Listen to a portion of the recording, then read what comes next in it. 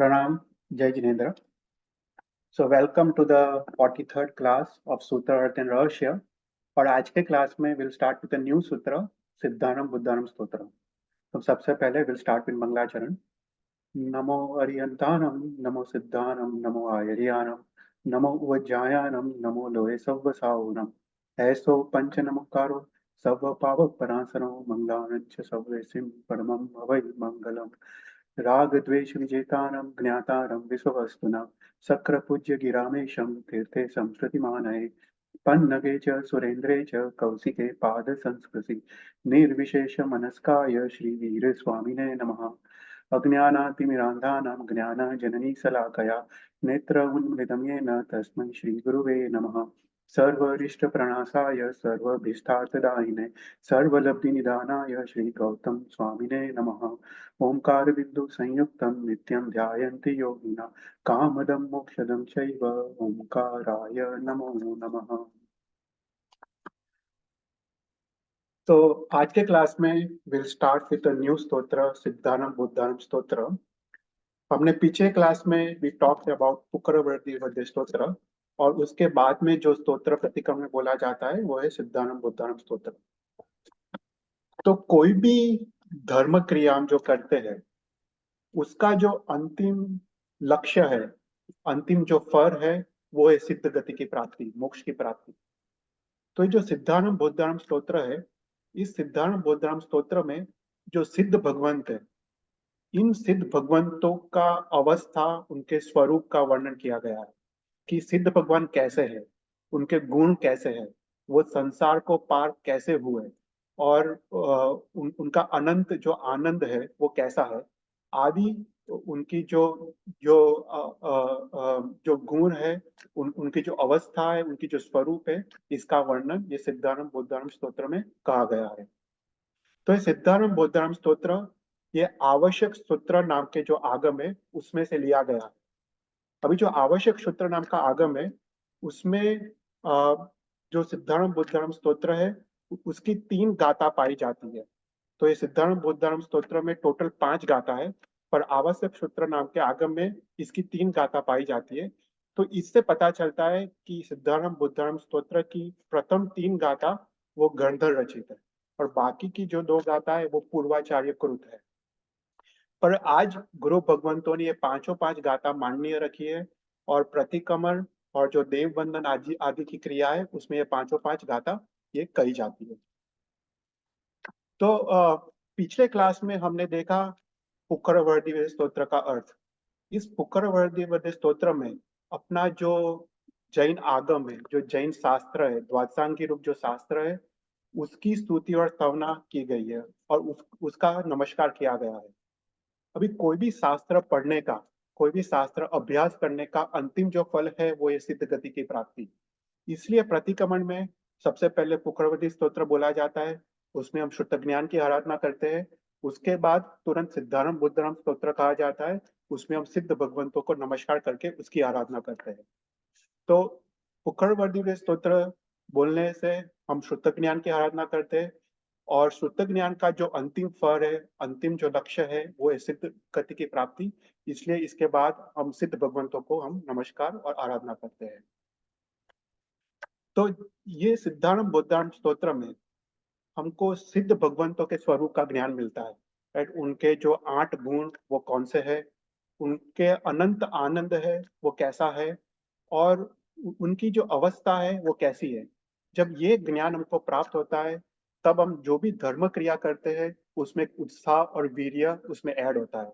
Right, तो जो भी हम धर्म क्रिया करते हैं, जब जीव या साधक वो सोचता है कि मेरी ये धर्म क्रिया से मुझे सिद्ध भगवान जैसा आनंद मिलेगा, सिद्ध भगवान जैसे गुण मेरे आत्मा में प्रकट होंगे, तो उसको वो धर्म क्रिया करते वक्त एक उत्साह और वीरोल्लास प्रकट होता है. तो ये सिद्धानम बुद्धानम स्तोत्र में टोटल 5 गाथा है. तो प्रथम गाथा में सिद्ध भगवंतों का वर्णन किया गया है कि ये सिद्ध भगवंत कैसे है. राइट, उनके गुण कैसे है, वो संसार को पार कैसे हुए, उन्होंने जो 14 गुण स्थानक है वो 14 गुण स्थानक में वो कैसे आगे बढ़े और वो उन्होंने सिद्ध गति कैसे प्राप्त की. तो इस सिद्ध अवस्था के स्वरूप का ध्यान ही जीव को सिद्ध गति प्राप्त कराता है. तो सर्वप्रथम गाथा में सिद्ध भगवंत जिसने आठों आठ कर्म का क्षय किया है, जो सर्वज्ञ है, सर्वदर्शी है, जिसने संसार को पार किया है, और जिन्होंने अपने आत्मा के पुरुषार्थ से जिसने सिद्ध गति प्राप्त की है, ऐसे सिद्ध भगवंत को पहली गाथा में नमस्कार किया गया है। फिर दूसरी गाथा में भगवान महावीर, जो अपने आसन उपकारी है, जो चरम चरम तीर्थंकर है, जिसने हमको सिद्ध भगवंतों का ज्ञान दिया, जिसने हमको बताया कि सिद्ध भगवान कैसे है, जिसने हमको सिद्ध गति प्राप्त करने का मार्ग बताया, ऐसे भगवान महावीर को विविध विशेषणों द्वारा उनको स्तुति और स्तवना की गई है।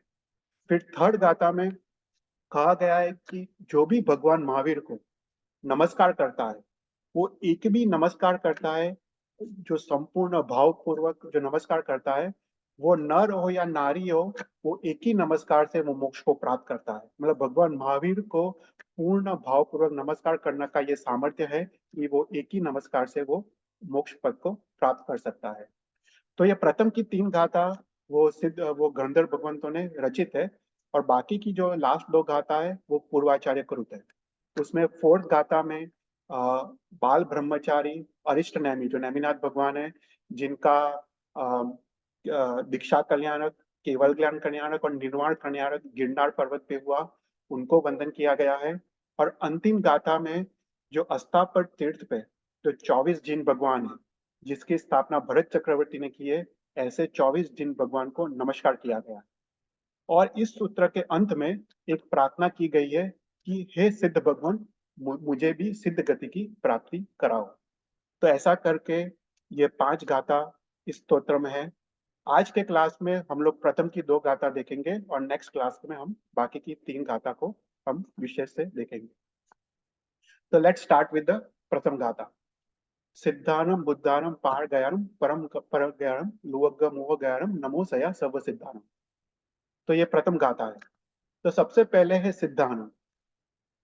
तो सिद्धानम अर्थात क्या? सिद्धानम अर्थात मैं सिद्ध भगवंतों को नमस्कार करता हूँ। अभी सिद्ध किसको कहते हैं?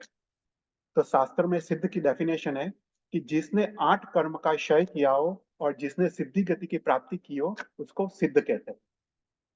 तो जब तक जीव कर्म से पराधीन है, कर्म से अधीन है, कर्म से बंधा हुआ है, तब तक उसको नया नया शरीर धारण करना पड़ता है, और ये चतुर्गति संसार में उसका परिभ्रमण चालू है, और उसको अनेक सारे दुख कष्ट आदि उसको सहन करना पड़ता है। पर जीव ये आठों आठ कर्म से मुक्त होता है, तब उसके आत्मा का जो अनंत आनंद है, जो स्वाभाविक है, उसमें वो मग्न हो जाता है। तो जब जीव आठों आठ कर्म को क्षय करता है, तब वो सिद्धि गति प्राप्त करता है। तो ये सिद्ध सिद्ध अर्थात क्या? तो कलिकाल सर्वज्ञ हेमचंद्राचार्य ने योग शास्त्र में कहा है कि सिद्ध किसको कहते हैं। तो बहुत सुंदर एग्जाम्पल देते हैं। तो कहते हैं कि जैसे राइस है, राइस राइट भात है, जैसे राइस को कुक करते हैं, एक बार कुक करते हैं तो वापस उसको कभी भी कुक करने की जरूरत नहीं पड़ती, राइट। उसी प्रकार जब आत्मा, जब जीव ये आठों आठ कर्मों को क्षय करता है और वो गुण, ये आत्मा के गुणों को प्रकट करता है, तब उसके सभी प्रयोजन सिद्ध हो जाते हैं। अभी उसको वापस वो गुण हासिल करने का उसको कोई काम रहता नहीं है। एक बार जब गुण प्रकट होते हैं, वो अनंत काल तक वो गुण रहते हैं। तो उसको, उसके जो जीव के सभी प्रयोजन सिद्ध हो जाते हैं, तो उसको सिद्ध कहते हैं। फिर आवश्यक निरुक्ति में भद्रभाव स्वामी ने कहा है कि सिद्ध किसको कहते हैं। तो कहते हैं कि जिसने ध्यान रूपी अग्नि से कर्म रूपी ईंधन मतलब फ्यूअल को बर्न किया हो, उसको सिद्ध कहते हैं। मतलब इन शॉर्ट, जिसने आठों आठ कर्म का क्षय किया हो ध्यान रूपी अग्नि से, मतलब ध्यान से, शुक्ल ध्यान से, उसको सिद्ध कहते हैं। तो आवश्यक निरुक्ति में भद्रभाव स्वामी ने 11 प्रकार के सिद्ध का वर्णन किया गया है। तो आवश्यक निरुक्ति में 11 टाइप्स ऑफ सिद्ध हमारे शास्त्र में आते हैं। उसमें से जो 11th टाइप ऑफ सिद्ध है, उसको कर्मशय सिद्ध है, उसको ही इस सिद्धारंभ पद में लेना है। तो ये 11 प्रकार के सिद्ध कौन से हैं, पहले हम वो देखते हैं। तो सबसे पहले है कर्म सिद्ध। तो बोलते कर्म सिद्ध किसको कहते हैं? तो कर्म सिद्ध अर्थात जो भी व्यक्ति अपने कर्म में निपुण हो, अपने कर्म में पारंगत हो। फॉर एग्जाम्पल अपने वर्क में, फॉर एग्जाम्पल कोई एग्रीकल्चर खेतीबाड़ी कर रहा हो वो उसमें पारंगत हो, वो कोई बिजनेस कर रहा हो उसमें पारंगत हो, तो कोई भी अपने कर्म या अपने क्षेत्र में पारंगत हो उसको कर्म सिद्ध कहते हैं। फिर दूसरा टाइप का सिद्ध है शिल्प सिद्ध। शिल्प सिद्ध मतलब कोई भी अपने कला, शिल्प मतलब कोई भी प्रकार की कला।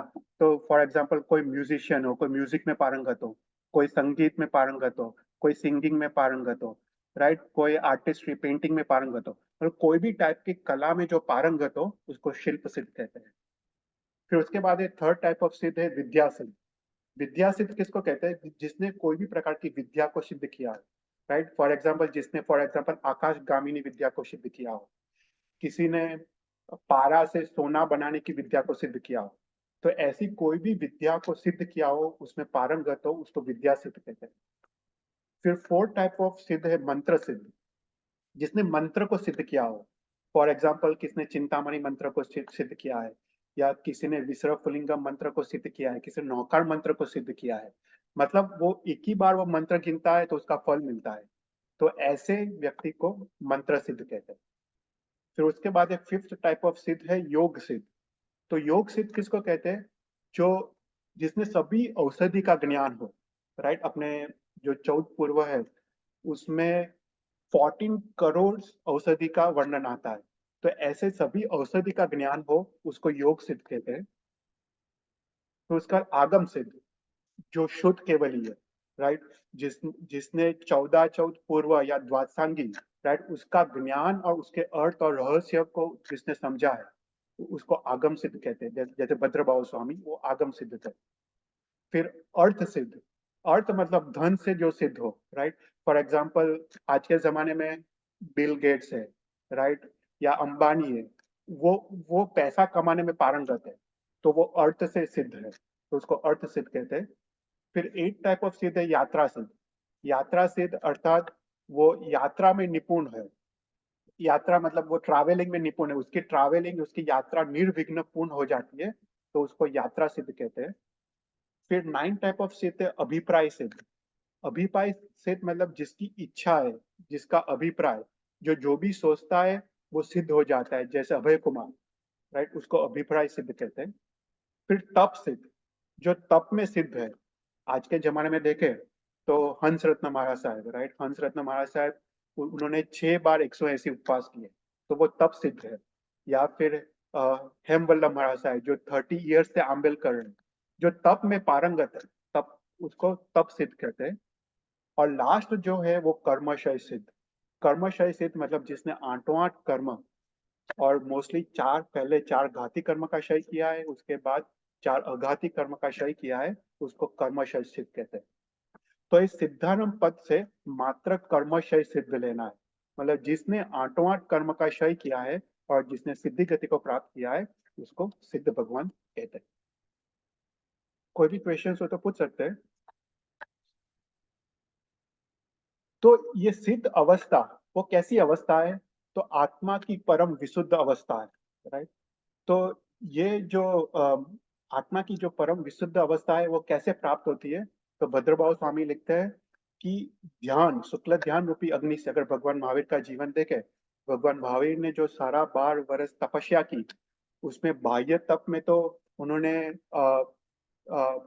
सारा 12 वर्ष में से सारा 11 साल 24 उपवास किए, पर अभ्यंतर तप में क्या किया कि वो सारा 12 साल वो ध्यान, वो कौशल ध्यान में करे थे। तो ध्यान रूपी अग्नि से 8 कर्मों को जिसने बर्न किया हो वो आत्मा की परम विशुद्ध अवस्था वो प्राप्त कर सकता है।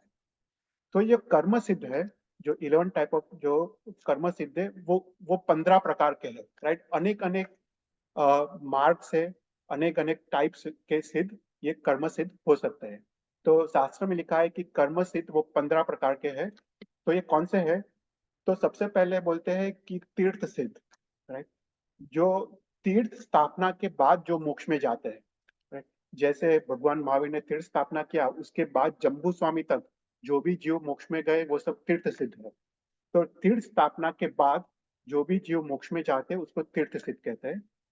फिर दूसरे है अतीर्थ सिद्ध, जो तीर्थ स्थापना के बाहर, मतलब तीर्थ स्थापना के पहले या तीर्थ के विच्छेद के बाद, राइट। हमने देखा था तीर्थंकर चरित्र में कि सुविधिनाथ भगवान के बाद अपने तीर्थ का विच्छेद हुआ, अपने जैन शासन का विच्छेद हुआ।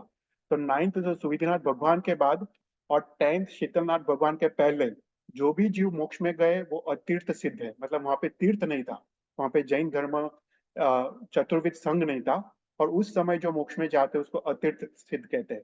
या मरो देवी माता, वो ऋषभ देव ने अभी तक शासन की स्थापना नहीं की थी, उससे पहले मरो देवी माता मोक्ष में गई, तो मरो देवी माता आदि उसको अतीर्थ सिद्ध कहते हैं। उसके बाद एक तीर्थंकर सिद्ध, राइट, जिसने तीर्थंकर नाम कर्म उपार्जित किया हो, जैसे 24 तीर्थंकर, उसको तीर्थंकर सिद्ध कहते हैं। फिर अतीर्थंकर सिद्ध, बाकी सभी जो केवली भगवंत है, इवन गंधर्व भगवान जो मोक्ष में जाते हैं वो सभी अतीर्थंकर सिद्ध है। फिर उसके बाद है स्वयं संबुद्ध सिद्ध, मतलब जो भी किसी के उपदेश के बिना मोक्ष में जाते हैं उसको स्वयं संबुद्ध सिद्ध कहते हैं। मतलब जो भी तीर्थंकर भगवान है वो स्वयं ही दीक्षा लेते हैं और किसी के उपदेश के बिना वो मोक्ष में जाते हैं, तो सभी तीर्थंकर स्वयं संबुद्ध सिद्ध है।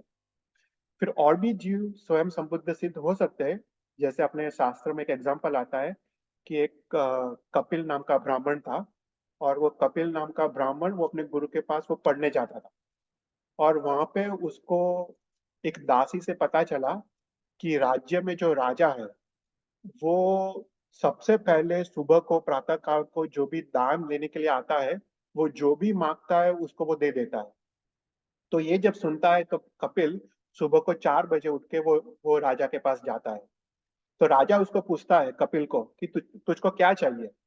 तो कपिल सोचता है कि ठीक है, मैं जो भी मांगूंगा राजा दे देगा।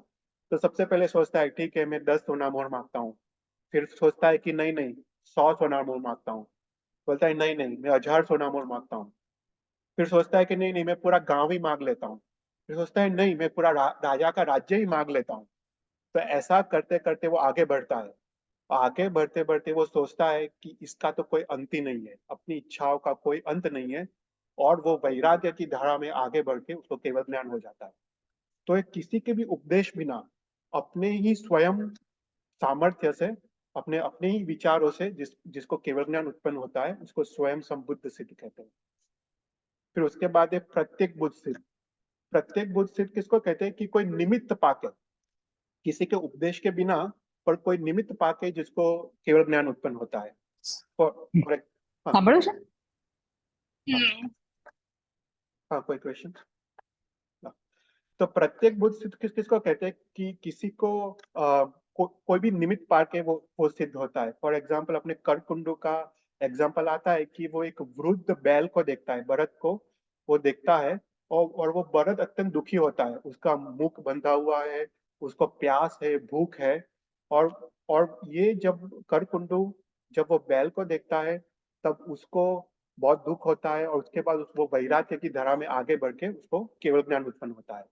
तो प्रत्येक बुद्ध सिद्ध किसको कहते हैं? जिसको कोई निमित्त पाके जो जिसको केवल ज्ञान उत्पन्न होता है। शास्त्र में ऐसे भी एग्जाम्पल आते हैं कि एक जीव या एक व्यक्ति झाड़ के नीचे खड़ा है, और झाड़ का जो लीफ है वो नीचे गिरता है, और वो देख के उसको वैराग्य उत्पन्न हो जाता है और केवल ज्ञान उत्पन्न हो जाता है कि सब कुछ नाशवंत है, ये पूरा संसार नाश्वर है। तो ऐसे कोई भी निमित्त पाके जो जिसको केवल ज्ञान उत्पन्न होता है उसको प्रत्येक बुद्ध सिद्ध कहते हैं।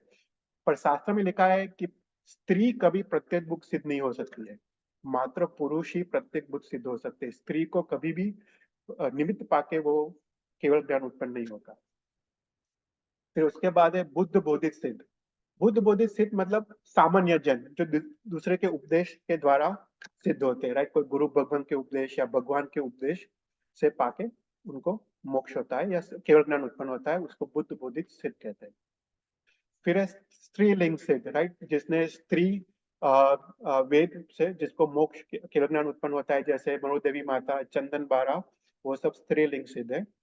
पुरुष लिंग सिद्ध जिसको पुरुष वेद में जिसको केवल ज्ञान उत्पन्न होता है, जैसे 11 गंधर्व भगवंत, वो पुरुष लिंग सिद्ध। फिर नपुंसक लिंग सिद्ध।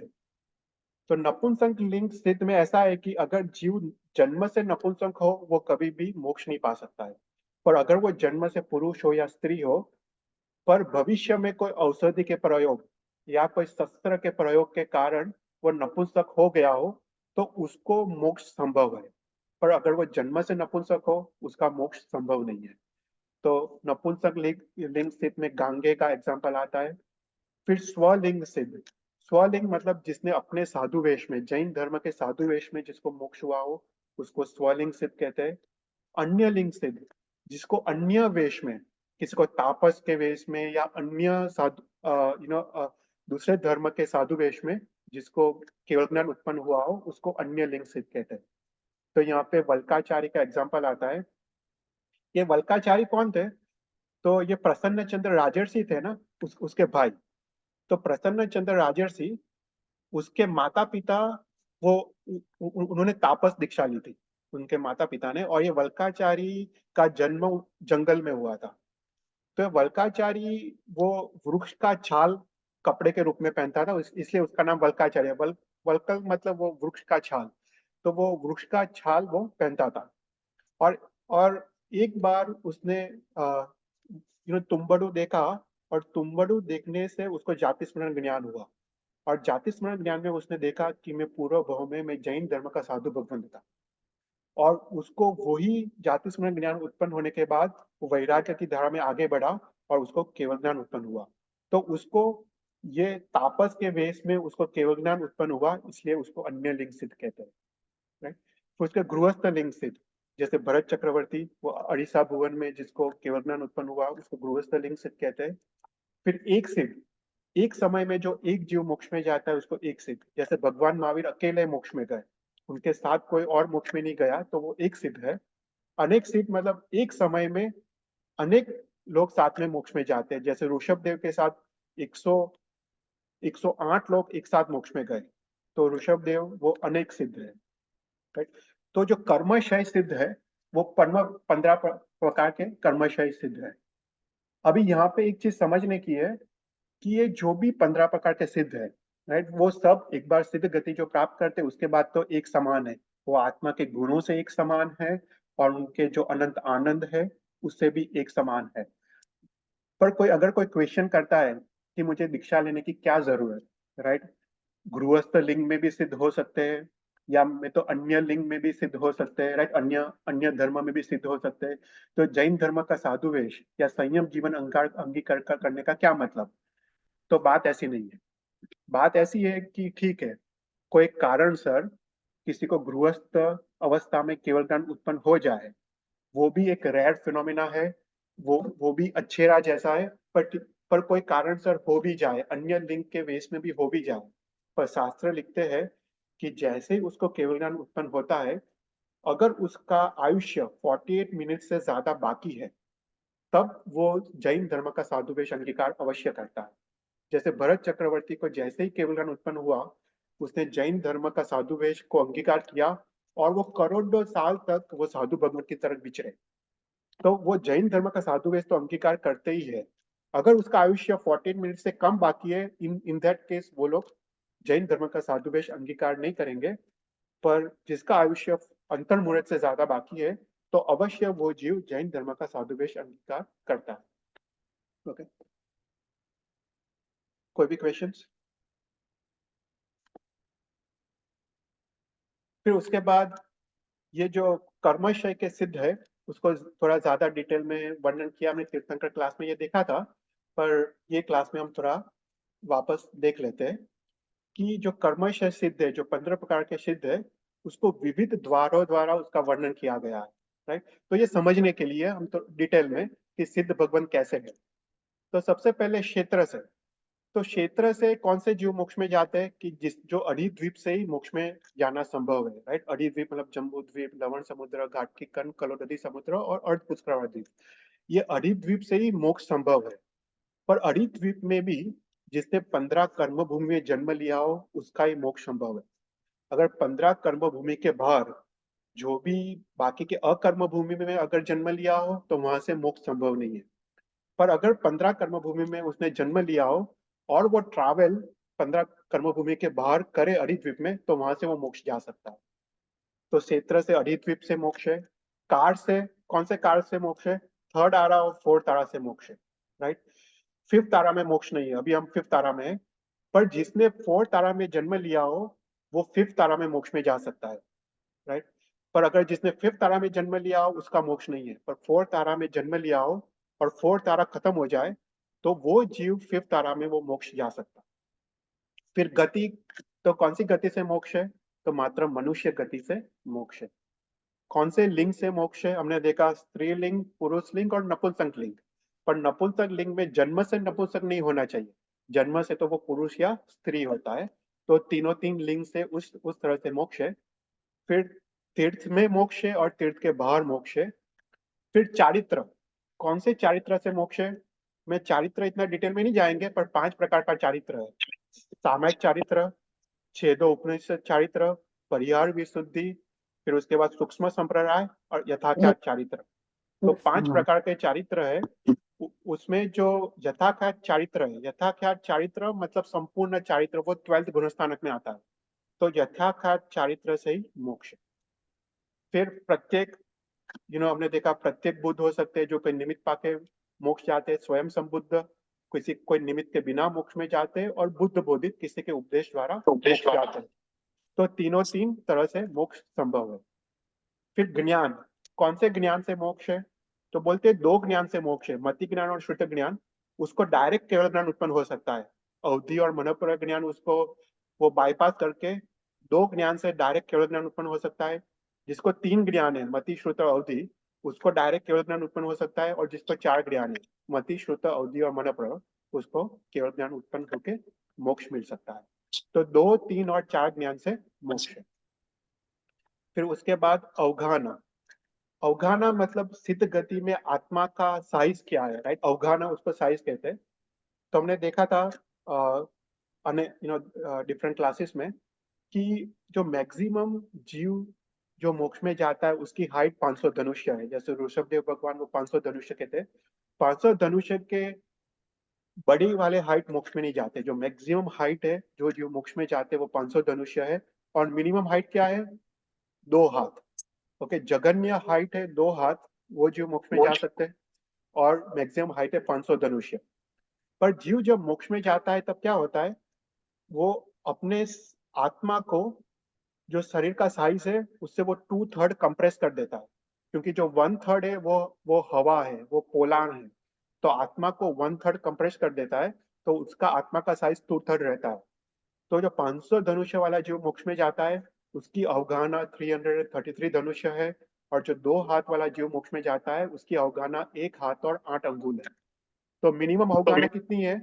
1 हाथ और 8 अंगुल। और मैक्सिमम अवगाहना 333 धनुष्य। फिर अंतर, अंतर मैक्सिमम 8 सेकंड तक जीव मोक्ष में जाते हैं। 8 समय तक, सेकंड नहीं, 8 समय तक। पहले समय में कोई जीव मोक्ष में गया, दूसरे समय में मोक्ष में गया, 3rd 4th 5th 6th 7th 8th, ऐसे 8 समय तक कंटिन्यूअस जीव मोक्ष में जा सकता है। पर 8 समय के बाद अवश्य अंतर आता है। ये अंतर कितना आता है? तो ये अंतर 1 समय से लेके 6 महीने तक का अंतर आता है। कि 8 समय तक कोई जीव मोक्ष में जाता है, उसके बाद अवश्य एक अंतर आता है, एक आंतरा आता है जहाँ पे कोई भी जीव मोक्ष में नहीं जाता है। तो मैक्सिमम 6 महीने तक जीव मोक्ष में न जाए ऐसा हो सकता है। पर 6 महीने के बाद वापस जीव, कोई ना कोई जीव अवश्य मोक्ष में जाता है। ओके। फिर संख्या, संख्या के बारे में हमने देखा कि मैक्सिमम एक समय में 108 जीव मोक्ष में जा सकते हैं। जैसे ऋषभदेव एक समय में 108 जीव मोक्ष में गए थे। तो ये थोड़ा थोड़ा डिटेल में है, हम इतना डिटेल में नहीं जाएंगे। पर कहने का मतलब है मैक्सिमम एक समय में 108 जीव मोक्ष में जा सकते हैं और मिनिमम एक समय में एक जीव मोक्ष में जा सकते हैं। तो ऐसे जो 15 प्रकार के जो सिद्ध है उसको 6 कैटेगरी में डिवाइड डिवाइड करते हैं, राइट? तो वो आइदर वो जिन सिद्ध, अजिन सिद्ध, मतलब तीर्थंकर सिद्ध या अतीर्थंकर सिद्ध हो सकते हैं। फिर तीर्थ के अंदर सिद्ध हो सकते हैं, तीर्थ के बाहर सिद्ध हो सकते हैं। फिर एक सिद्ध, अनेक सिद्ध, मतलब एक समय में एक सिद्ध, एक समय में अनेक सिद्ध। फिर गृहस्थ अवस्था में सिद्ध, अन्य वेश में सिद्ध, या स्व अपने जैन धर्म के साधु वेश में सिद्ध हो सकते हैं। वो स्त्री हो सकते हैं, पुरुष या नपुंसक, और स्वयं संबोध, प्रत्येक या बुद्ध बोध। तो फॉर एग्जाम्पल हम भगवान महावीर को ले, तो भगवान महावीर कैसे थे? वो जिन सिद्ध थे, राइट? तीर्थंकर सिद्ध थे, मतलब जिन सिद्ध।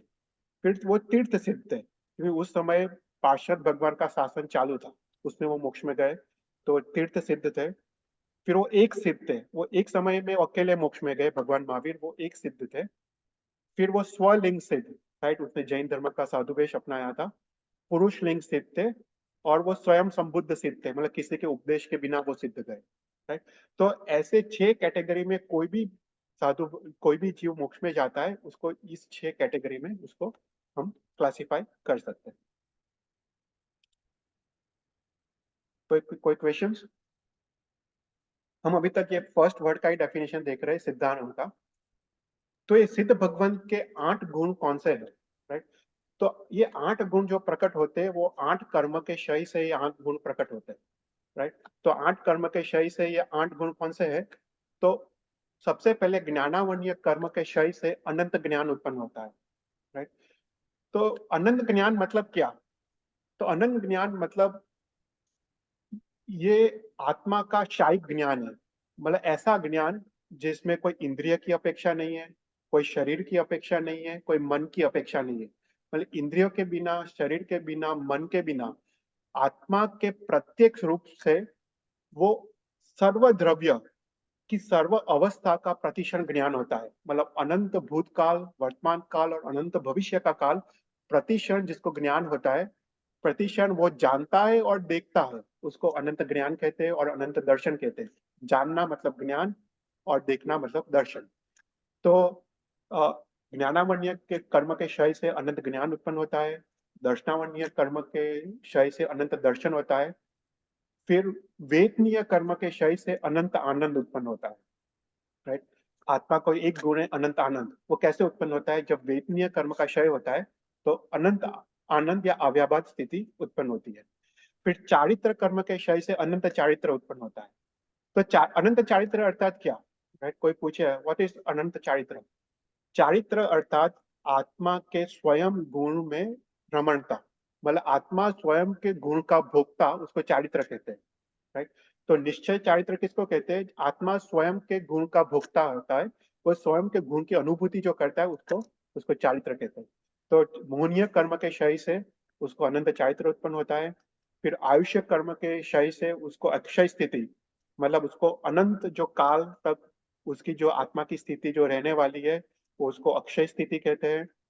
फिर नाम कर्म के क्षय से उसको अरूपी पर्व, आत्मा को कोई भी रूप रस गंध वर्ण कुछ है नहीं, तो नाम कर्म के क्षय से उसको अरूपी पर्व उत्पन्न होता है।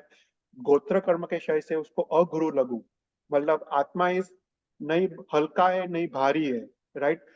कोई नहीं उच्च है नहीं नीच है, उसको अगुरु लघु कहते हैं। और अंतराय कर्म के क्षय से उसको 5 चीज उत्पन्न होती है, राइट। उसको सबसे पहले लाभांतराय कर्म के क्षय से अनंत लाभ, भोगांतराय कर्म से अनंत भोग, उपभोगांतराय कर्म से अनंत उपभोग, वीर्यांतराय कर्म से अनंत वीर्य, राइट। ऐसे करके 5 अंतराय कर्म से उसको ये 5 प्रकार के उसको अ, अनंत वीर्य आदि गुण उत्पन्न होते हैं। तो ये 8 कर्म के क्षय से उसको आत्मा को 8 गुण उत्पन्न होते हैं। कोई भी क्वेश्चंस?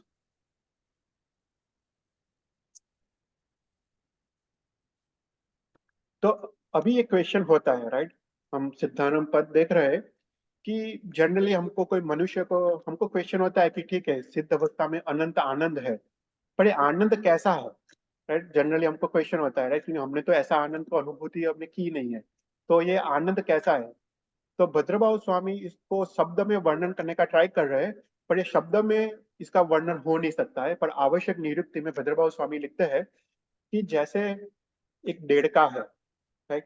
एक डेढ़का वो एक कुएं में रहता है, पर वो कुएं में रहता हुआ डेढ़का को जो सागर है, समुद्र की विशालता का ज्ञान नहीं। ऐसे ही जो जीव संसार में रचा पचा है, संसार के सुखों में, संसार के सामग्री के भोग और उपभोग में वो रचा पचा रहता है, वो आत्मा के अनंत आनंद का ज्ञान वो कैसे पा सकता है? वो इम्पॉसिबल है, राइट। उसको वो समझ में ही नहीं आता है कि आत्मा का अनंत ज्ञान कैसा होता है। तो यहाँ पे लिखते हैं कि आत्मा का जो अनंत अनंत जो आनंद है, वो कैसा है?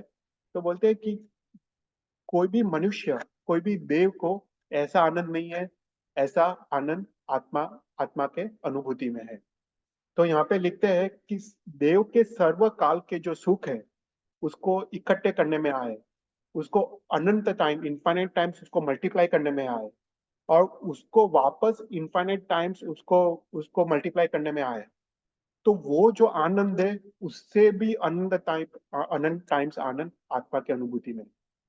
मतलब कहने का मतलब है आत्मा के अनुभूति में आनंद इतना आनंद है कि संसार की कोई भी सुख सामग्री में ऐसा आनंद नहीं है। पर इन शॉर्ट, शब्द में जिसको वर्णन नहीं किया जा सकता है, ऐसा आत्मा का आनंद है। तो यहाँ पे सिद्धारंभ पद से आत्मा की कर्मक्षय अवस्था का वर्णन है कि जिसने 8 कर्म का क्षय किया हो और जिसने सिद्धि गति की प्राप्ति किया हो, उसको सिद्धारंभ कहते हैं या उसको सिद्ध कहते हैं। और ऐसे सिद्ध भगवान को मैं नमस्कार करता हूँ।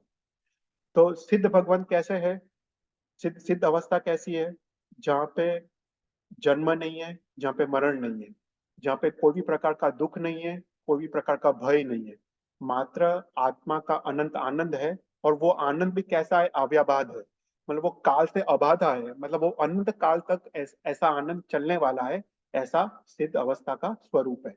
तो इसलिए कोई भी जीव कोई भी धर्म आराधना करे, उसको ऐसे सिद्ध गति की प्राप्ति के लिए उसको धर्म आराधना और धर्म क्रिया करनी चाहिए। राइट? तो ये सिद्धारंभ पद का मीनिंग हुआ। फिर उसके बाद दूसरा विशेषण है कि सिद्ध भगवान कैसे है, तो कहते हैं बुद्धानम। राइट? बुद्धानम अर्थात क्या? बुद्धानम, बुद्ध मतलब क्या? जिसको सर्व भाव का यथार्थ ज्ञान हो, जिसको सभी तत्व, सभी वस्तु या सभी पदार्थों का यथार्थ ज्ञान हो, उसको बुद्धानम कहते हैं। मतलब इन शॉर्ट जो सर्वज्ञ है, जो सर्वदर्शी है, उसको बुद्धानम कहते हैं। तो ये सिद्ध अवस्था कैसी है? सबसे पहले 8 कर्म के क्षय से रहित अवस्था है। और ये सिद्ध भगवान सर्वज्ञ है और सर्वदर्शी है। राइट? जब आत्मा गुण स्थानक में आगे बढ़ता है, राइट, वो कर्म के क्षय करते करते वो आगे बढ़ता है, हम वो थोड़ा डिटेल में देखेंगे। पर जनरली मोहनीय कर्म के क्षय से वो गुण स्थानक में ऊपर चढ़ता है। और जब वो सभी प्रकार के 4 कषाय का क्षय करके उसको केवल ज्ञान उत्पन्न होता है, सहयोगी केवल अवस्था 12 गुण स्थानक में, तब उसको जो केवल ज्ञान उत्पन्न होता है वो कर्म के क्षय के कारण उसको ये केवल ज्ञान उत्पन्न होता है। तो ये केवल ज्ञान ये शायिक भाव है, आत्मा का शायिक भाव है। शायिक भाव मतलब कभी भी नाश न होने वाला भाव है, उसको शायिक भाव कहते हैं। तो ये केवल ज्ञान जो उत्पन्न होता है वो सिद्ध अवस्था में भी होता है और वो अनंत काल तक ये केवल ज्ञान, वो सर्वज्ञ और सर्वदर्शी, वो अनंत काल तक वो अवस्था रहने वाली है। तो ये केवल ज्ञान कैसा है? तो शास्त्र कहता है, एक एग्जांपल देता है कि हाथ में, कि हथेली में जैसे कोई व्यक्ति एक पानी के बिंदु को जैसे स्पष्ट रूप से जो कोई देख सकता है, हथेली में रहा हुआ पानी का बिंदु उसको स्पष्ट रूप से कोई जीव देख सकता है, उसी प्रकार ये केवल ज्ञानी जीव कोई भी आधार बिना, नहीं मन का आधार, नहीं इंद्रियों का आधार, नहीं शरीर के आधार, आत्मा से प्रत्यक्ष रूप से सर्व जीव और सर्व द्रव्य का सर्व अवस्था अर्थात सर्व पर्याय, मतलब अनंत भूत भविष्य और वर्तमान का ज्ञान प्रतिक्षण जिसको वो देख सकता है और जान सकता है, उसको सर्वज्ञ और सर्वदर्शी कहते हैं। तो ऐसी अवस्था वो सिद्ध अवस्था में। तो यहाँ पे वो दूसरा विशेषण है। पहले सिद्ध भगवान कैसे है कि 8 कर्मों का क्षय किया हो, वो सिद्ध है। दूसरा जो सर्वज्ञ है, सर्वदर्शी है, वो सिद्ध है। फिर अभी थर्ड विशेषण यूज कर रहे हैं कि सिद्ध भगवान कैसे है। तो बोलते हैं पार गयान। पानी पी लेता हूँ। पार गयान मतलब जिसने संसार का पार कर दिया है, मतलब जिसने संसार को पार पामेला, मतलब अभी जिसके सभी प्रयोजन सिद्ध हो गए, अभी उसका कोई भी प्रयोजन सिद्ध होने का बाकी नहीं है, उसको पार गयानम कहते हैं। तो पार गयानम का अर्थ है कि संसार में वापस न आने वाले, मतलब एक बार जो मोक्ष में जाते हैं वो संसार में कभी वापस नहीं आते हैं। अभी ये ये ये विशेषण रखने का उद्देश्य ऐसा है कि उस समय में, इवन आज के जमाने में, ये हिंदू, मुस्लिम या क्रिश्चियनिटी में अवतारवाद का चल रहा है, राइट? तो ये लोग अवतारवाद में मानते हैं कि भगवान जब मोक्ष में जाते हैं वो वापस आते हैं संसार में, उनका कोई प्रयोजन बाकी है, वो संसार के उद्धार के लिए या कोई भी कारण सर वो वो संसार में वापस आते हैं। तो यहाँ पे ये अवतारवाद का खंडन किया है। परगत मतलब वापस ना आने वाले। तो सिद्ध भगवान कैसे है, एक बार मोक्ष में जाते हैं उनके सभी प्रयोजन सिद्ध हो गए, अभी कोई भी प्रयोजन सिद्ध होने के बाकी नहीं है। वो अनंत आनंद जो आत्मा का स्वाभाविक गुण है उसमें मग्न है, अभी उनको कुछ भी करने का बाकी नहीं है। और ये अनंत आनंद भी कैसे है, कैसे भोगता है, वो पुरुषार्थ के बिना भोगते हैं क्योंकि वो आत्मा का स्वाभाविक गुण है। तो उनका सभी प्रयोजन सिद्ध हो गया है, अभी वो संसार में वापस न नहीं आएंगे, इसलिए उसको पार गयानम कहते हैं।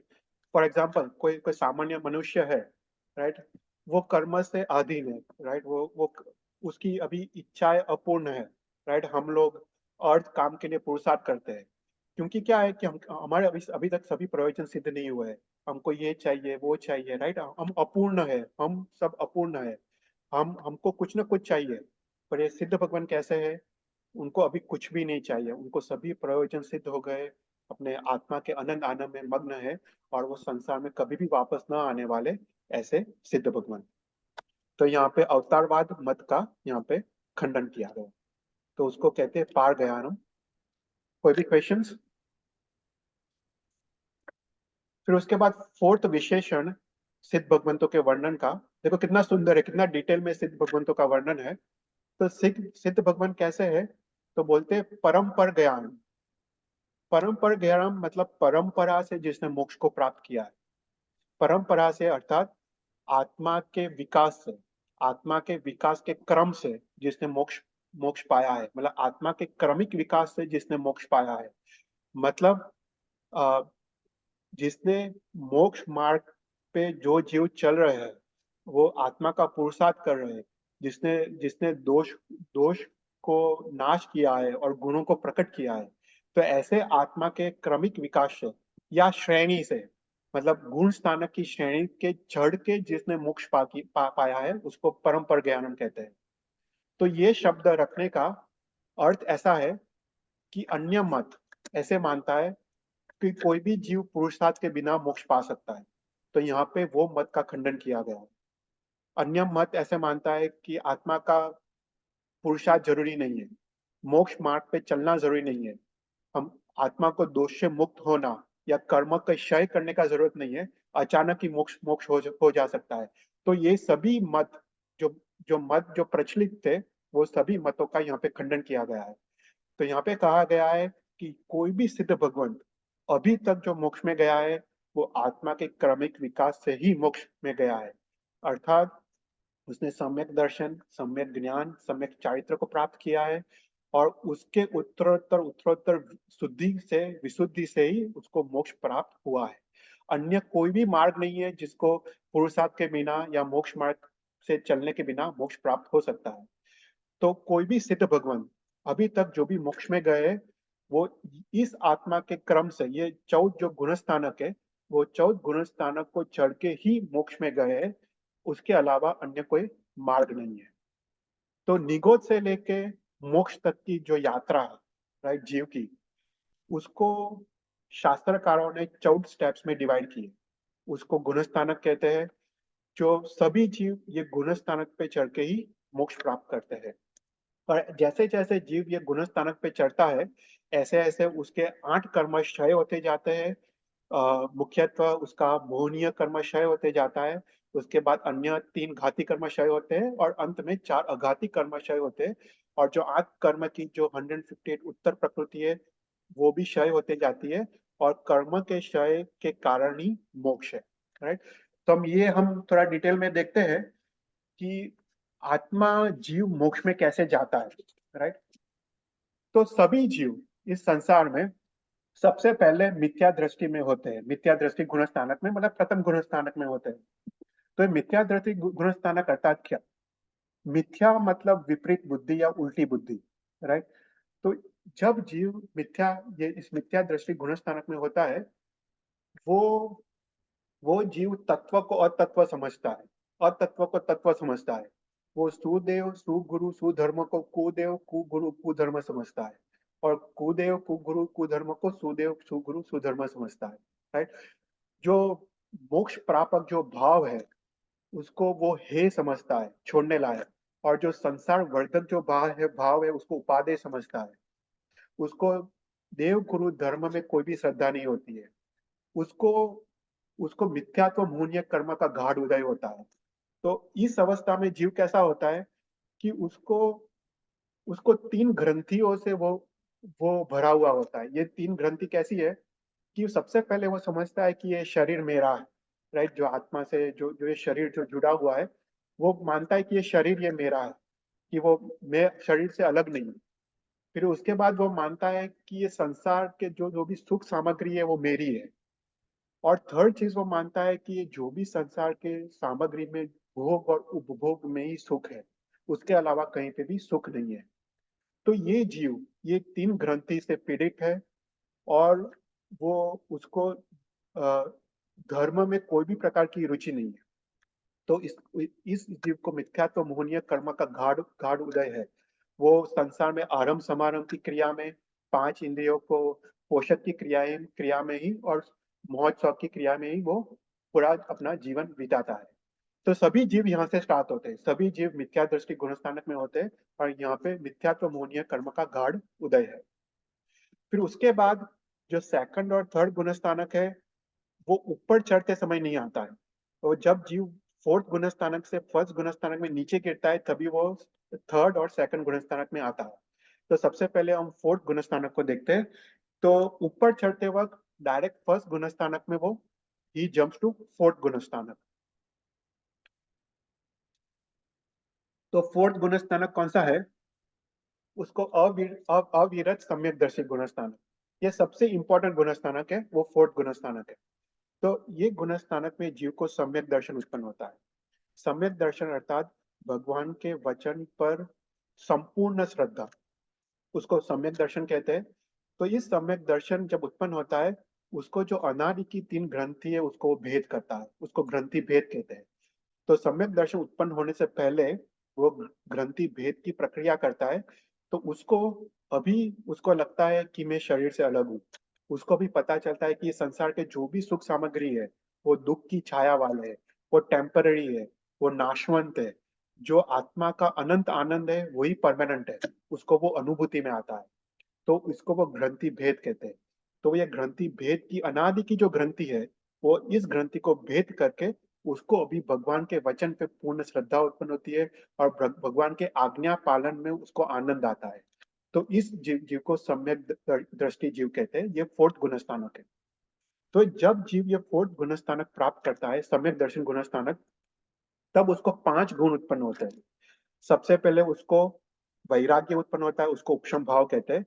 तो उसको कुछ अंश तक वैराग्य उत्पन्न होता है। उसको अभी संसार दुख रूप लगता है, दुखमय लगता है, दुख की परंपरा वाला लगता है, उसको वैराग्य कहते हैं। तो सबसे पहले उसको खुद कुछ अंश तक उसको वैराग्य उत्पन्न होता है। उसके बाद उसको संवेग भाव अभी उसको मोक्ष जाने की इच्छा उत्पन्न होती है। मतलब उसको अपने आत्मा के गुण को प्रकट करने की इच्छा उत्पन्न होती है, उसको संवेग कहते हैं। उसके बाद उसको निर्वेद भाव उत्पन्न होता है। निर्वेद मतलब उसको अभी दीक्षा लेने की इच्छा, संयम जीवन अंगीकार करने की इच्छा होती है। उसको ये संसार बंधन रूप लगता है। उसको संसार को मैं कब छोड़ू, कब मैं संयम जीवन अंगीकार करूं, उसको कांस्टेंट वो भाव होता है, उसको निर्वेद भाव कहते हैं। उसके बाद आस्तिक्य, आस्तिक्य मतलब भगवान के वचन पे श्रद्धा। और उसके बाद फिफ्थ अनुकंपा, मतलब जीव पे दया, कंपैशन, काइंडनेस। दुखी जीव को देख के उसको दया आती है। तो ऐसे पांच गुण उत्पन्न होते हैं। देखो, हमको खुद सोचना है कि हमको ये पांच गुण है। अगर हमको ये पांच गुण है तो हमको सम्यक दर्शन है। तो सम्यक दर्शन जैसे ये फोर्थ गुण स्थानक उत्पन्न होता है, उसको ये पांच गुण उत्पन्न होते हैं। तो यहाँ पे मात्र भव्य जीव को ही सम्यक दर्शन उत्पन्न हो सकता है। जो अभव्य जीव है वो सदा काल के लिए वो फर्स्ट गुण स्थानक में ही रहते हैं, वो कभी भी उनको फोर्थ गुण स्थानक उत्पन्न नहीं होता है। तो जब ये जीव को फोर्थ गुण स्थानक उत्पन्न होता है, सम्यक दर्शन, तब क्या होता है? उसका जो भव भ्रमण है वो सीमित हो जाता है, परिमित हो जाता है। अभी वो अर्ध पुद्गल परावर्तन में आ जाता है, वो चरमावर्त काल में आता है।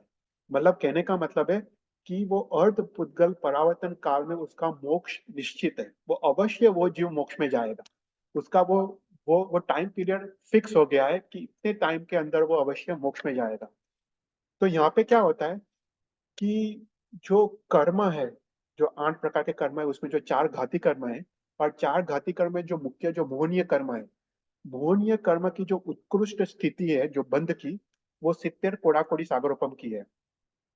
वो अभी जब इसको ये फोर्थ गुणस्थांक उत्पन्न होता है, वो ये कर्म मोहनीय कर्म की बंध की स्थिति को एक कोड़ाकोड़ी सागरोपम के अंदर अंदर लाके लेता है। मतलब उसको जो ये अभी कर्म बंध है, वो एक कोड़ाकोड़ी सागरोपम की स्थिति से ज्यादा कर्म बंध मोहनीय कर्म बंध होगा नहीं। राइट, मतलब जो कर्म का उदय काल है, वो एक कोड़ाकोड़ी सागर के अंदर ही वो कर्म का उदय होगा। तो जो 70 कोड़ाकोड़ी सागरोपम की जो उत्कृष्ट स्थिति थी, उसको नाश करके अभी जो मोहनीय कर्म की जो स्थिति है, वो एक कड़ा कोड़ाकोड़ी सागरोपम के अंदर वो ला लेता है। उसका कहने का मतलब है कि अभी उसका संसार परिमित हो गया है, अभी उसका भव भ्रमण उसका परिमित हो गया है, और वो अवश्य मोक्ष को प्राप्त करेगा। कोई भी क्वेश्चन तो पूछना, हम थोड़ा डिटेल में जा रहे हैं। तो यहाँ पे जब सम्यक दर्शन उत्पन्न होता है, तो ये 3 प्रकार का हो सकता है। आई ट्राई टू एक्सप्लेन थोड़ा सिंपली। तो एक है उपशम सम्यक दर्शन, दूसरा है सयोपशमिक सम्यक दर्शन, और थर्ड है शायिक सम्यक दर्शन। ओके, ये समझने की बात है। उपशम, सयोपशमिक और शायिक। तो उपशम सम्यक दर्शन किसको कहते हैं? उपशम मतलब जिसने कर्म को दबाया है, क्षय नहीं किया है, नाश नहीं किया है, जिसने कर्म को दबाया है, उसको उपशम कहते हैं। तो इसको समझने के लिए पहले हम थोड़ा एक चीज समझ लेते हैं कि देर आर 7 थिंग्स। ओके, एक है मोहनीय कर्म। मोहनीय कर्म 3 प्रकार के होते हैं। एक है मिथ्यात्व मोहनीय, मिश्र मोहनीय और सम्यक्त्व मोहनीय। इसको समझने के लिए मिथ्यात्व मोहनीय मतलब एकदम गाढ़ मोहनीय, राइट, मतलब जिसको भगवान के वचन पे संपूर्ण अश्रद्धा है, उसको मिथ्यात्व मोहनीय कहते हैं। फिर मिश्र मोहनीय, जिसको थोड़ी श्रद्धा है थोड़ी अश्रद्धा है, राइट, उसको मिश्र मोहनीय कहते हैं। और थर्ड है सम्यक्त्व मोहनीय। सम्यक्त्व मोहनीय मतलब उसको ऑलमोस्ट श्रद्धा है, लाइक 95% जितनी श्रद्धा है, उसको सम्यक्त्व मोहनीय कहते हैं। तो मोहनीय कर्म 3 प्रकार के हैं: मिथ्यात्व मोहनीय, मिश्र मोहनीय, सम्यक्त्व मोहनीय। और कषाय, जो 4 कषाय है, वो भी 4 प्रकार के हैं, राइट। अनंतानुबंधी, अप्रत्याख्यानीय, प्रत्याख्यानीय और स्वजलन। राइट, हमने पिछले क्लास में हमने थोड़ा डिटेल में देखा था कि जो कषाय, राइट, 1 साल से ऊपर चलता है, अगर हमको किसी के प्रति क्रोध है, वो क्रोध अगर 1 साल से ऊपर रह गया तो वो अनंतानुबंधी हो जाता है, वो निकाचित हो जाता है, राइट। तो वो गाढ़ कषाय कहते हैं, राइट। इसलिए हम संवत्सरी प्रतिक्रमण करते हैं कि कोई भी अपना जो कर्म है वो अनंतानुबंधी ना हो, राइट। इसलिए हम संवत्सरी प्रतिक्रमण करते हैं कि कोई भी चीज अनंतानुबंधी ना हो। तो कोई भी कषाय 1 साल से ऊपर अगर वो अपने अंदर रह गया, वो क्रोध हो, मान हो, माया या लोभ हो, तो अनंतानुबंधी हो जाता है। तो 4 अनंतानुबंधी कषाय है, राइट। अनंतानुबंधी क्रोध, अनंतानुबंधी मान, अनंतानुबंधी माया और अनंतानुबंधी लोभ। और फिर मिथ्यात्वमोनीय, मिश्रमोनीय और सम्यक्तमोनीय। तो ये 7 चीज, ओके, ये 7 चीज को जिसने दबाई हो, अभी तक उसने क्षय नहीं की हो, उसको उपशम सम्यक्त्व कहते हैं। तो ये उपशम सम्यक्त्व में क्या होता है, वो मात्र अंतर्मुहूर्त तक ही रहता है, मात्र 48 मिनट्स तक ही रहता है। फिर 14 मिनट्स के बाद ये जो 7 जो दबाई है, वो कुछ ना कुछ उसमें से उदय में आती है। और जैसे ही वो उदय में आती है, वो जीव नीचे गिरता है।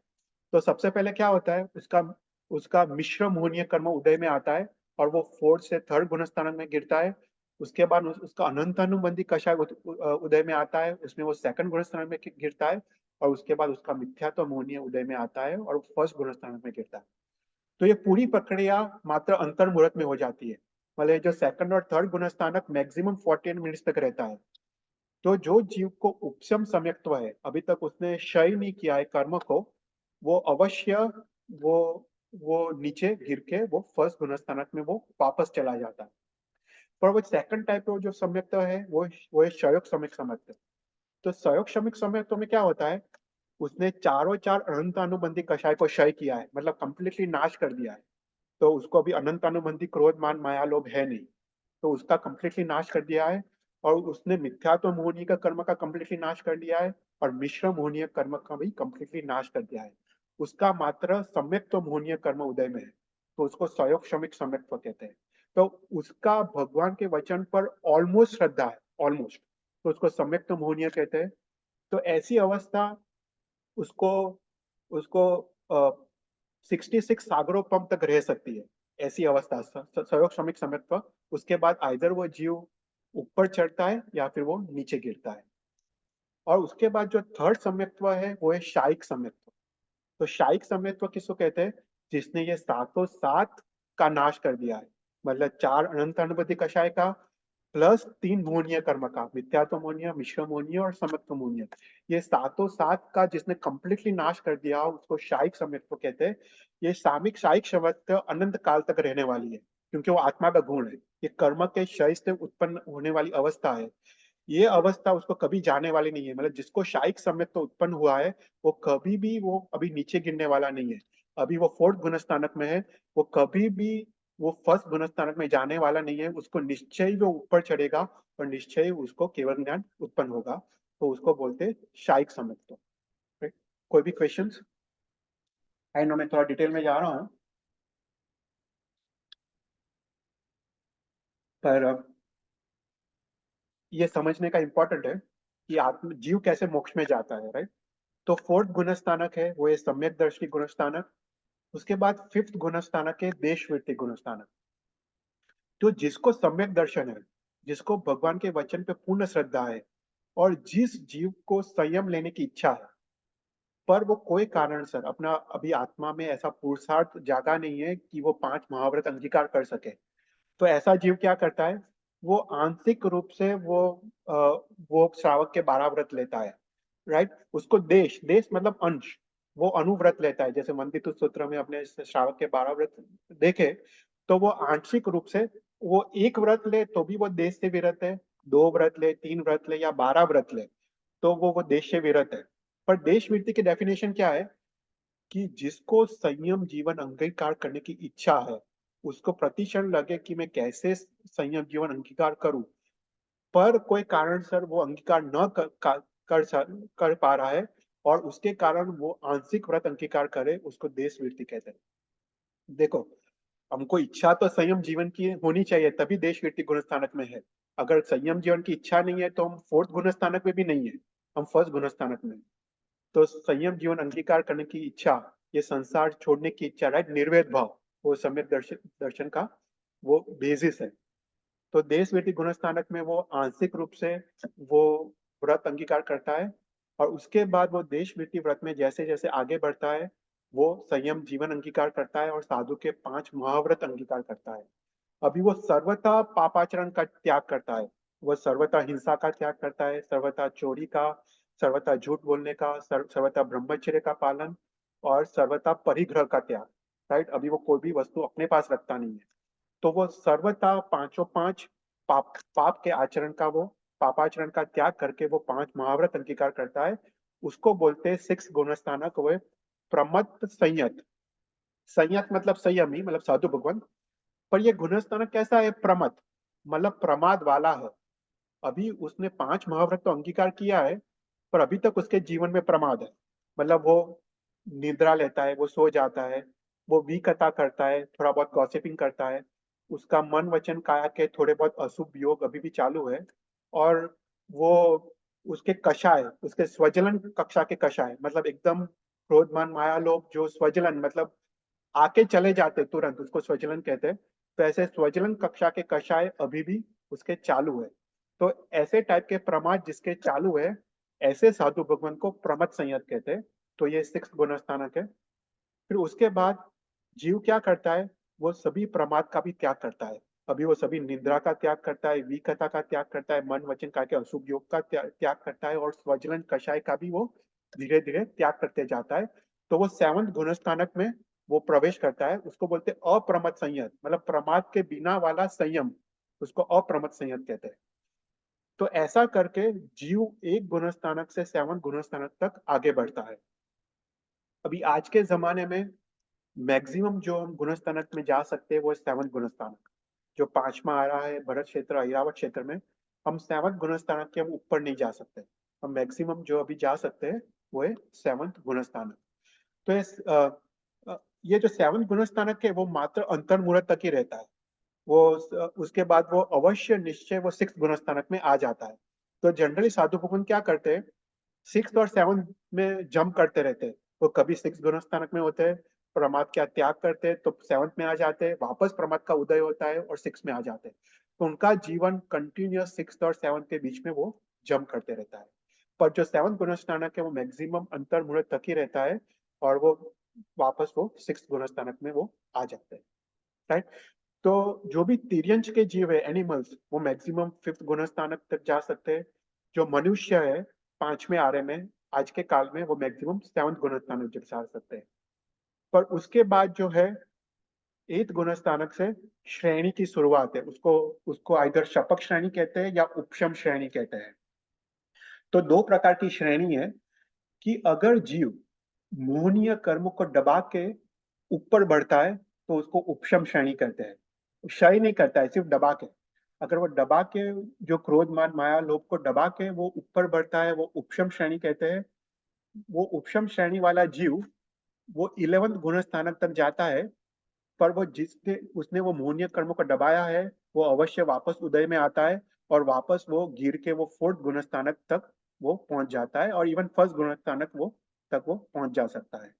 तो उसको उपशम श्रेणी कहते हैं। पर जो दूसरी श्रेणी है वो सपक श्रेणी है। सपक श्रेणी मतलब वो मोहनीय कर्म के क्षय करता करता ऊपर बढ़ता है, उसको अवश्य केवल ज्ञान उत्पन्न होता है। तो 8 से जो लेके जो 13 गुण स्थानक है वो पूरी प्रक्रिया मात्र अंतर्मुहूर्त में हो जाती है। तो इसमें क्या होता है, 8 गुण स्थानक में उसको आत्मा का एक ऐसा सामर्थ्य प्रकट होता है कि 8 गुण स्थानक और 9 गुण स्थानक में वो क्रोध मान और माया इन 3 कषायों का संपूर्ण नाश करता है। अगर वो शपथ श्रेणी कर रहा हो, अगर उपशम श्रेणी करता हो तो वो दबाता है, और अगर शपथ श्रेणी करता है तो इन 3 कषायों का क्रोध मान और माया उसका कंप्लीटली क्षय करता है और वो 10th गुण स्थानक में वो प्रवेश करता है। इस 10th गुण स्थानक में उसका भी लोभ कषाय उदय में है। तो ये 10th गुण स्थानक में वो बादर लोभ का क्षय करता है पर सूक्ष्म लोभ अभी भी चालू है। ओके। तो बादर मतलब जो बड़ा लोभ है उसका क्षय करता है, पर अंदर से सूक्ष्म थोड़ा लोभ अभी भी बाकी है। तो वो 10th गुण स्थानक है। फिर शपथ श्रेणी वाला जीव 11th गुण स्थानक में नहीं आता है, वो डायरेक्ट 10 से 12th वो जंप करता है और 12th गुण स्थानक में वो संपूर्ण लोभ का क्षय करता है। तो मोहनीय का कर्म का क्षय ये 12th गुण स्थानक में होता है। ओके। तो 8th और 9th में क्रोध मान माया का क्षय, 10th में बादर लोभ का क्षय, 12th में जो सूक्ष्म लोभ का भी क्षय या मोहनीय कर्म के सभी प्रकृति का क्षय ये 12th गुण स्थानक में होता है। और 12th गुण स्थानक के बाद बाकी के 3 आघाती कर्म है, ज्ञानावरणीय, दर्शनावरणीय और अंतराय का क्षय होता है और उसको 13th गुण स्थानक जो ये सहयोगी केवली है अर्थात उसको केवल ज्ञान उत्पन्न होता है। तो 13 गुण स्थानक में तीन चारों चार घाती कर्म का क्षय होता है और उसको केवल ज्ञान उत्पन्न होता है। फिर उसके बाद जब ये केवल ज्ञान की अवस्था में जीव जब तक उसका आयुष्य चालू है तब तक वो रहता है, तब तक उसका उसका आयुष्य चालू है, तब तक वो इस संसार में है। पर जब उसका आयुष्य जब नजदीक आता है तब उस वो 14 गुण स्थानक में प्रवेश करता है। तो 14 गुण स्थानक में क्या होता है कि जो 4 अघाती कर्म बाकी है उसका क्षय करता है, राइट। नाम कर्म, गोत्र कर्म, आयुष्य कर्म और फिर वेदनीय कर्म, ये 4 अघाती कर्म का क्षय करता है। और ये 14 गुण स्थानक को शैलेशीकरण कहते हैं। तो ये जो अवस्था है मात्र 5 सेकंड तक ही रहती है। जो 5 अक्षर जो बोलते हैं, ओम राम रीम रूम और रह, ऐसे 5 अक्षर जितना टाइम लगता है उतना टाइम के लिए ये 14 गुण स्थानक रहता है। ये 14 गुण स्थानक में इतने टाइम में केवल ही भगवान 4 घाती कर्म का क्षय करते हैं और मन वचन काया के योग का भी कंप्लीटली नाश करते हैं। मतलब अभी कोई मन का योग नहीं है, कोई वचन का योग नहीं है और कोई काया का योग नहीं है। और ऐसा करके तीनों तीन योग का निरोध करते हैं, उसको योग निरोध कहते हैं या शैलेशीकरण। तो ये तीनों तीन योग का निरोध करते हैं और चार चार बाकी के 4 अघाती कर्म का भी नाश होके जीव उसी समय देह का त्याग करके वो सिद्ध गति को प्राप्त करता है, राइट। तो ये है परम पर ज्ञान। मतलब कहने का अर्थ है कि कोई भी सिद्ध भगवान अभी तक मोक्ष में गया है, यही प्रक्रिया से मोक्ष में गया है। तो यहाँ पे कहने का अर्थ है कि जैसे सिद्ध भगवंत पहले मिथ्या दृष्टि गुणस्थानक में थे, दोष युक्त थे, उन्होंने अपने आत्मा के पुरुषार्थ से दोष से मुक्त हुए, गुणों को प्रकट किया और कर्म का क्षय करते करते करते करते उन्होंने केवल ज्ञान उत्पन्न किया। तो उसी तरह हम भी सिद्ध भगवंती की तरह अपने आत्मा के पुरुषार्थ से हम ये मोहनीय कर्म का क्षय करके, अन्य तीन घाती कर्म का क्षय करके और लास्ट में अघाती का कर्म का क्षय करके हम भी मोक्ष को हम प्राप्त कर सकते हैं। तो परम ज्ञानम का अर्थ है कि परंपरा से गुण गुण की श्रेणी के चढ़ के ही मोक्ष प्राप्त कर सकते हैं। कोई क्वेश्चंस? फिर उसके बाद फिफ्थ विशेषण लोअग्ग मुह गयानम। लोअग्ग मुह गयानम अर्थात यहाँ पे बताया कि सिद्ध भगवान कहाँ पे वस रहे हैं। तो बोलते हैं कि लोअग्ग मुह गयानम, लोक के अग्र भाग को जहाँ पे सिद्ध भगवान वसवाट है, मतलब जिसने वो पाया है लोक के अग्रभाग को, उसको कहते हैं लोअग्ग मुह गयान। राइट। तो यहाँ पे ये शब्द रखने का उद्देश्य ऐसा है कि अन्य दर्शन, राइट, ऐसा मानते हैं कि सिद्ध मोक्ष कहाँ पे है। राइट, कोई क्वेश्चन पूछता है तो अन्य दर्शन वाले बोलते हैं कि ओ मोक्ष तो स्वर्ग लोक में है, देवलोक में मोक्ष है। कोई बोलते हैं कि मनुष्य लोक में मोक्ष है, कोई बोलते हैं कि संसार में यहाँ पे मोक्ष है। तो यहाँ पे ये सभी मतों का खंडन किया गया है। यहाँ पे स्पेसिफिकली बताया है कि सिद्ध भगवान के जीव फिजिकली कहाँ पे है। तो बोलते हैं लोक के अग्र भाग में सिद्ध भगवान के जीव है। राइट। अभी जो 14 राजलोक है, 14 राजलोक के बाहर तो अलोक आकाश है, वहां पे नहीं धर्माष्टिका है नहीं अधर्माष्टिका है, मतलब कोई गति सहायक द्रव्य नहीं है, नहीं स्थिति सहायक द्रव्य है। तो आत्मा लोक के बाहर तो जा नहीं सकता है, इसलिए मैक्सिमम आत्मा कहाँ कहाँ पर जा सकता है? तो लोक के अग्र भाग में जो 14 राजलोक है उसके सबसे ऊपर के भाग में सिद्ध भगवंतों का वसवाट है।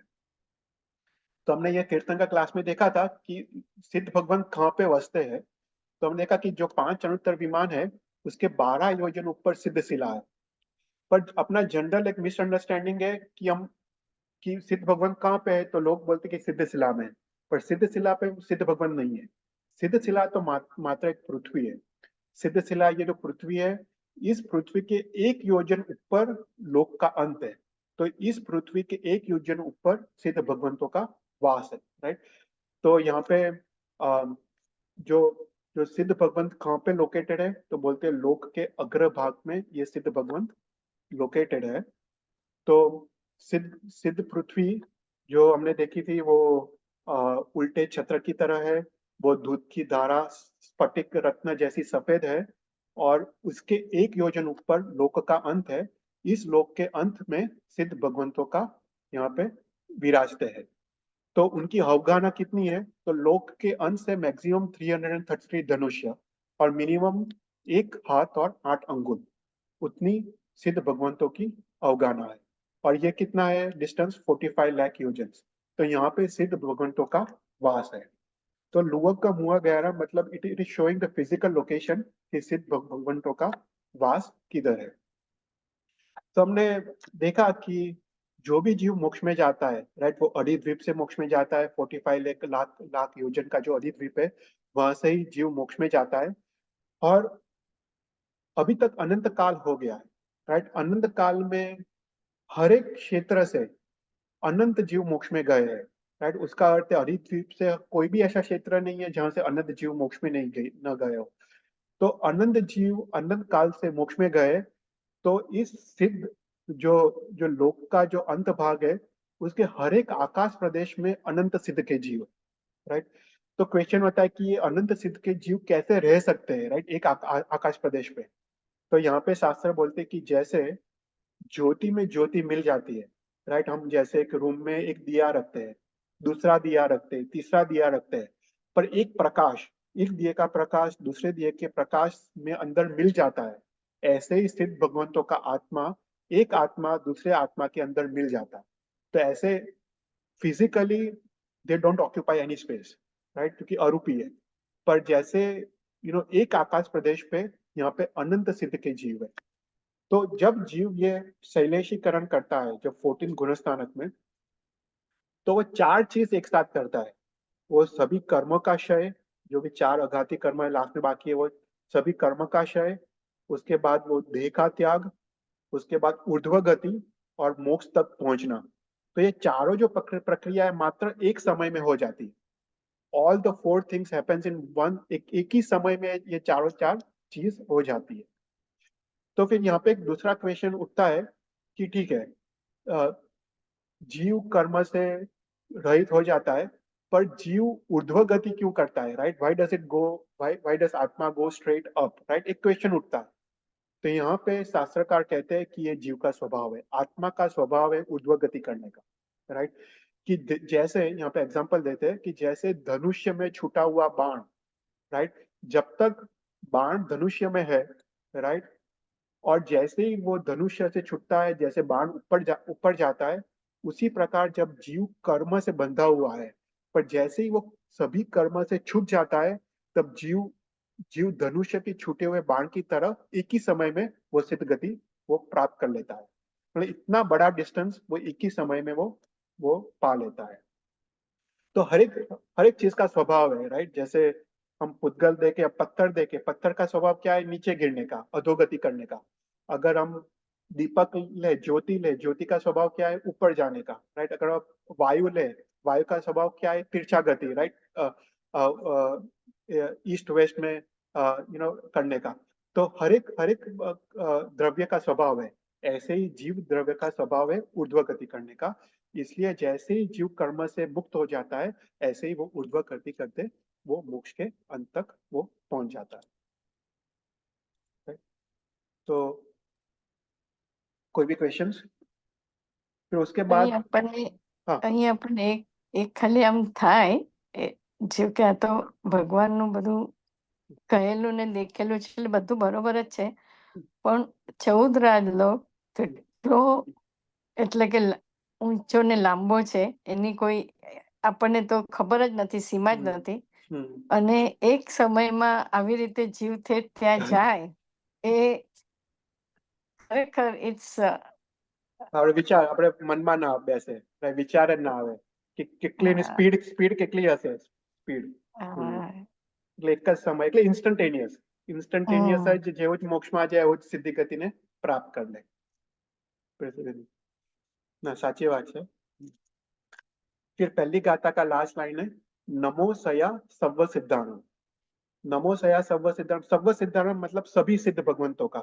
हमने देखा जो कर्मशय सिद्ध है वो 15 प्रकार के हैं, पर जो भी 15 प्रकार के सिद्ध है, वो सिद्ध अवस्था में तो सबके गुण एक समान है।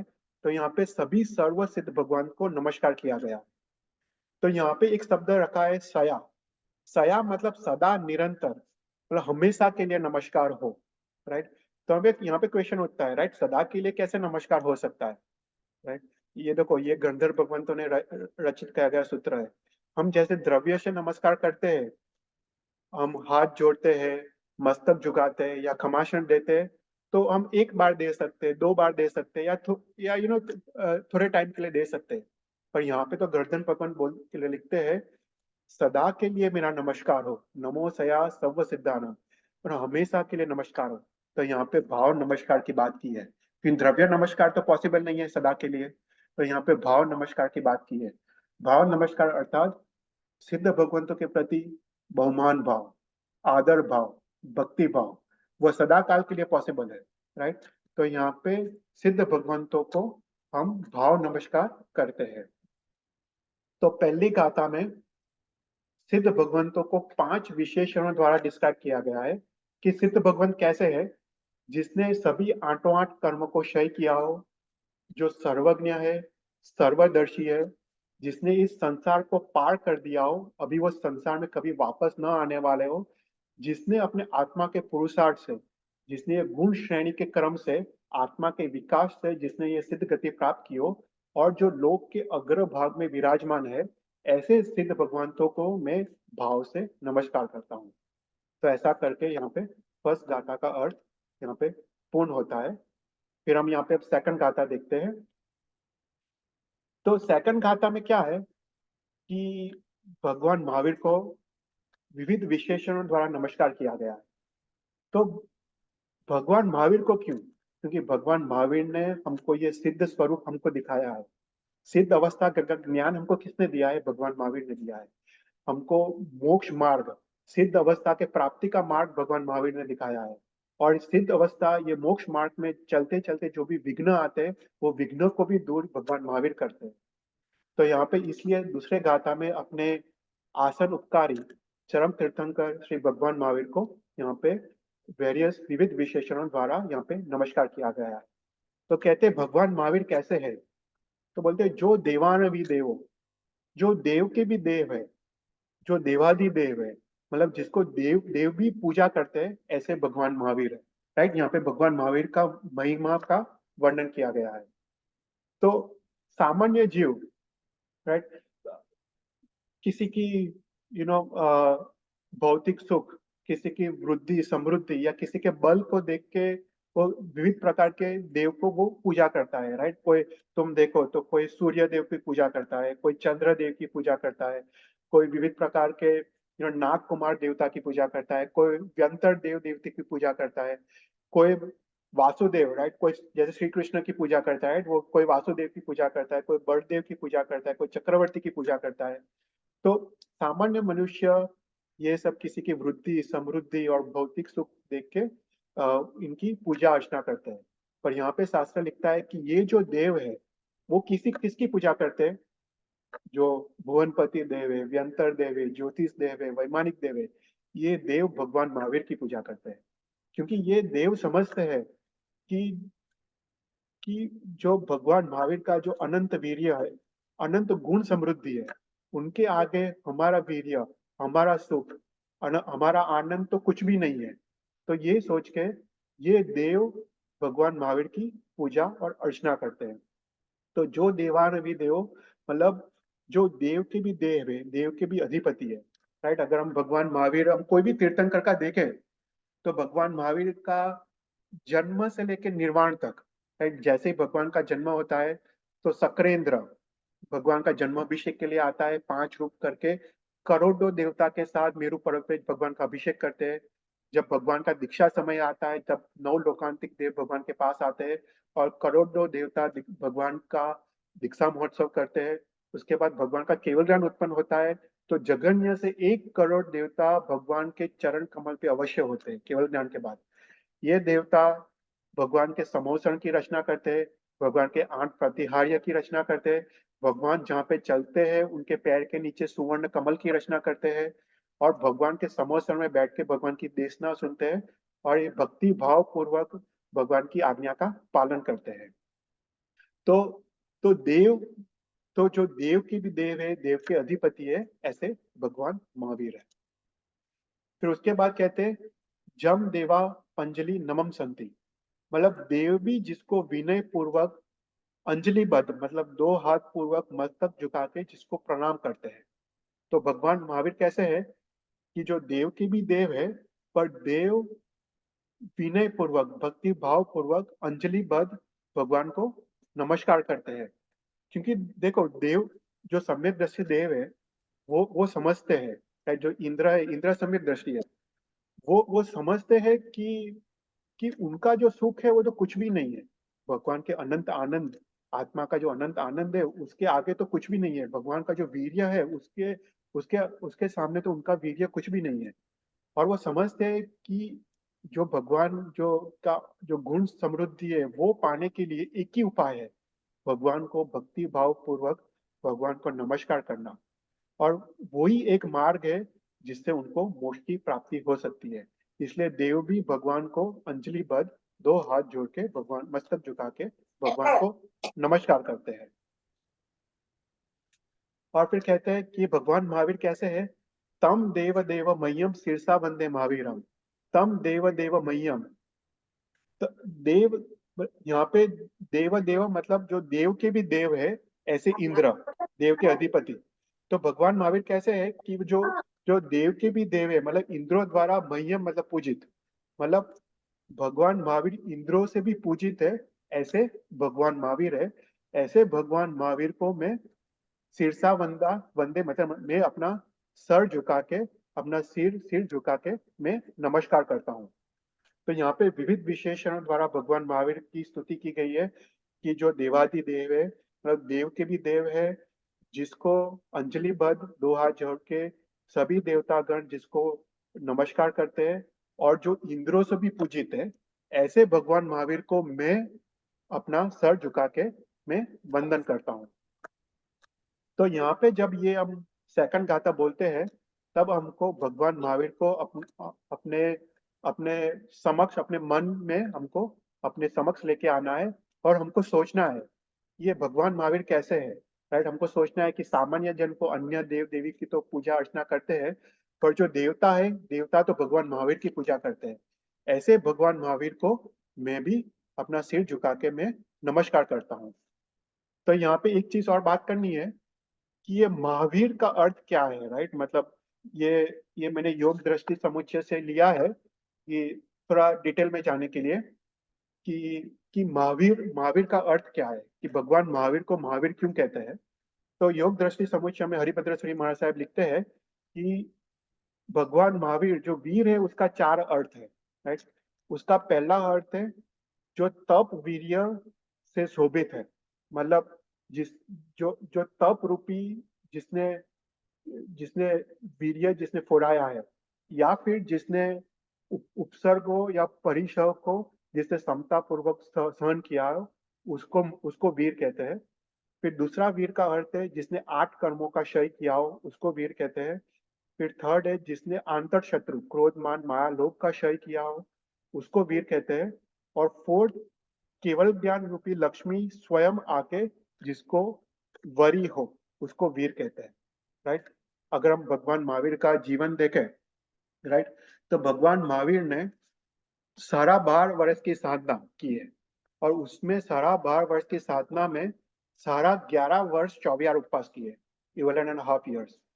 और ये सारा 11 वर्ष जो बाह्य तप किया है, उसमें 2 बार तो 6 मासी किए, पर जो सारा 11 साल जो बाह्य तप किया है, उसमें भी अभ्यंतर तप कैसा।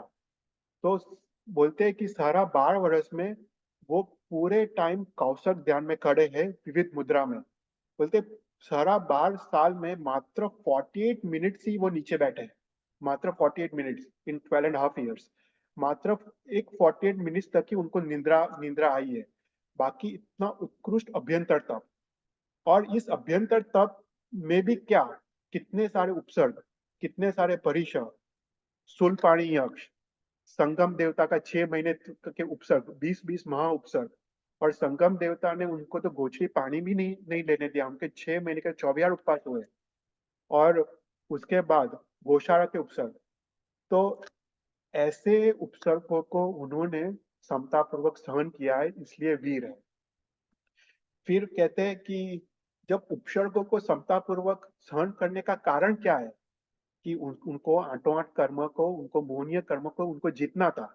राइट, अगर हम उपसर्गों को हमको हाय वॉय करे, राइट, हम शोक करे, दुख करे, तो नया कर्म का बंध होता है, वो भगवान जानते थे। इसलिए उसने ऐसे उपसर्ग को भी उन्होंने समता पूर्वक सहन किया। और कषाय, तुम देखो भगवान माया, क्रोध मान माया लोभ, तो क्रोध के सामने भगवान ने क्या रखा, क्षमा रखा। राइट, अगर संगम देवता ने 6-6 महीने के उपसर्ग के बाद जब संगम देवता हार के जाता है, तब भगवान के आंख में आंसू आते हैं। और आंसू क्यों आते हैं, करुणा के वजह से, क्षमा के वजह से। राइट, हम वो सत्तार स्तोत्र में बोलते हैं ना, कृतापरा तेपी जने कृपा मंत्र थारयो ईशद बाष्पा धरो भद्रम श्री वीर जिन नेत्रयो।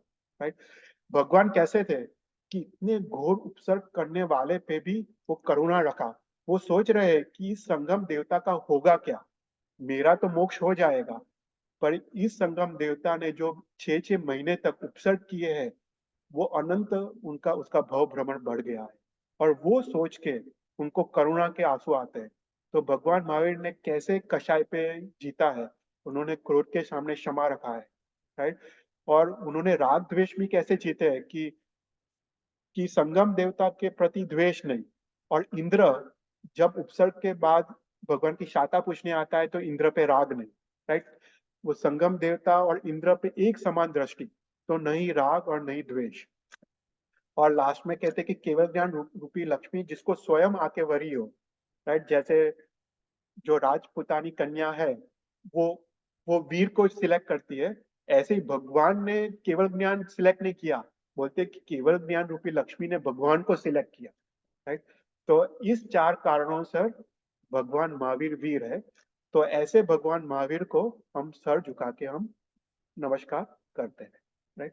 तो यहाँ पे सेकंड गाथा का अर्थ समाप्त होता है। फिर नेक्स्ट क्लास में हम बाकी के 3 गाथा हम लेंगे और फिर सिद्धारम बुद्धारम बुद्धारम का हम अर्थ फिनिश करेंगे। कोई भी क्वेश्चंस?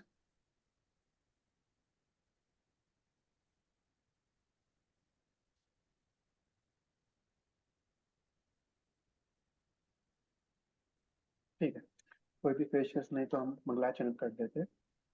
नमो अरियंतारम, नमो सिद्धारम, नमो आयरियानम, नमो वज्रायरम, नमो लोय सर्वसारम, ऐसो पंच नमकारो सब पापरांसरो मंगलांच सवसिम परमो मंगलम जिन्हें गने वरे बुलायो तो इच्छामि नो। Thank you everyone. Thank you very much. Thank you Chetal भाई। Thank you.